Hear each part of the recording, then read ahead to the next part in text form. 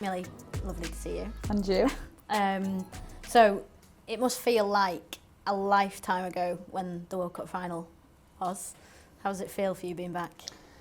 Yeah, it's been a whirlwind, not going to lie. I think, it's always hard, those moments. The summer's such a long time and been away from family for so long, and you kind of get back and it's just over in a flash. I think that's the hardest thing with tournaments. There's so many emotions and it's so intense, and you kind of keep yourself in this little bubble for all those weeks, and then you get back and then just the bubble is bursting. You're like, oh my God, what do I do? Where do I go? Who do I see?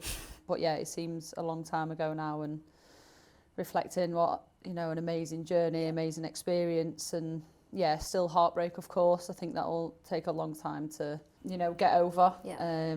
Been so close, just the small margins come between two teams is, they're the hard ones to take. But yeah, super proud of the summer that we had. Yeah, it was incredible. So do you kind of feel like you've kind of had a moment to switch off before returning to Chelsea? Yeah, definitely. And I know everyone tells you to reflect in those moments, and it's hard because I get back and the only thing I want to do is think about nothing else other than chilling out and, spending time with my loved ones and doing things that I enjoy, and that's kind of going to take my mind away from it. So then it's at what point do you reflect, which is for me always the hardest thing. Obviously, having had my injury, I had a good chunk of time where I managed to actually rest for once. Yeah. So I actually came back in feeling ready to return, which I think for me is the first time in a long time that I felt ready to return from a tournament in, a really good place mentally and physically. So yeah, I was eager to get back. Rehabbing from an injury so close to a tournament, you were England captain for the tournament. Did you kind of feel any responsibility to be back? It could have been really dangerous for me to put all that pressure on and to force things and to not allow my body to heal in the time that it needed. I actually stripped it completely back, and I asked everyone to kind of just let me go day by day. Obviously, in the back of my mind, the World Cup was always the aim, and for me, it was never going to be anything but that. I made sure that I didn't cut any corners. I didn't have the pressure of having to do that I made sure I was going in a good place. I know everyone panicked, well, the media did. Are you going to be fit? You've not played. It's been 4 months. And I was like, I think I've played enough, to kind of, I've stored the bank up ready. And if anything, it was a blessing in disguise for me to actually get that complete switch off and just completely strip it back and just go day by day. And then as soon as I hit the mark where I was back on the pitch, then I knew that my body would just, kind of thrive off being back. But it was, it certainly was an experience. I can imagine. And to come back into that environment to lead your country, how was that? Yeah, incredible. To be honest, I think with the captaincy, I really had to just kind of put that to one side. Yeah.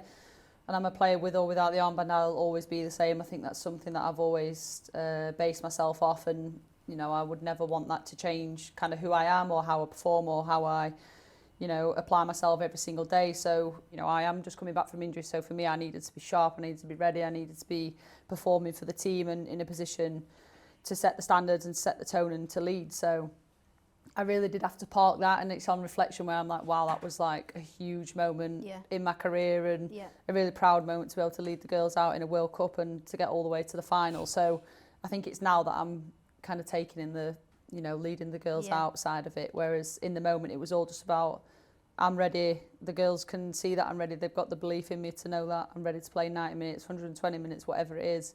So back to Chelsea, the environment here kind of seems like relentless from the outside. Within it, I'm sure it feels that as well. Yeah. Is there ever any time when you feel like, if you want to take your foot off the gas or something, does somebody pull you back into line? Yeah, absolutely. 100%. If it's not Emma, it's one of your teammates. But I think that's the beauty of our environment, and I think the beauty of the culture that Emma's created. When new players come in, we want them to understand what Chelsea looks like and what Chelsea represents, not just on the pitch but off the pitch. What's required of you every single day, your behaviours, and also feel at ease and feel at home, because we're big believers that if you're happy, you get the best out of each other on the pitch. I think that's been evident from our season so far, but the new players have come in and they're already setting the tone, they're demanding standards, and that is what representing Chelsea looks like.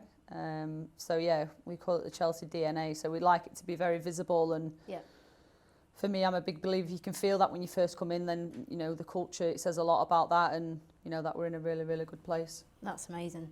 So you always come across to me like a really team-orientated person, but specifically this season with you, what do you want this season? What do you want to achieve?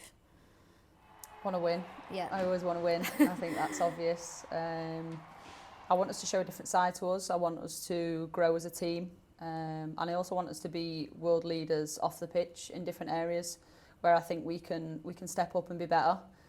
And ultimately just make amazing memories. I think we're blessed to be in the position that we're in.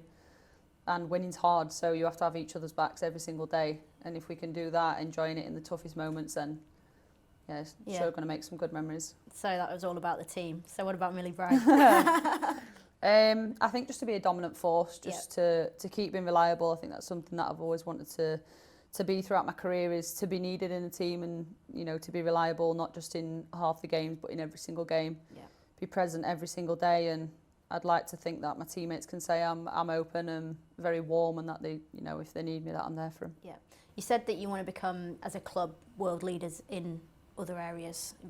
What do you mean by that? I'd love for us to transfer the atmosphere that we have at Kingsmeadow to the Bridge, the club stadium, where we'll be playing more games. And, you know, I think with the performances and the trophies that we've won, I think, you know, I'd like us to display that sort of stuff here now, and, you know, be a dominant force and be a place where people hate coming. I think people do at Kingsmeadow, but like I said, I'd love for us to transfer that to the Bridge, the crowds. I'll validate that. You already are very intimidated to play against at Kingsmeadow. Yeah, just the numbers. Obviously, we always want to increase the numbers in crowds in the women's game. And also it's about the next generation and getting the game to where it needs to be, and getting the club where it needs to be for the next ones to come through, and maybe not have to fight so much for things.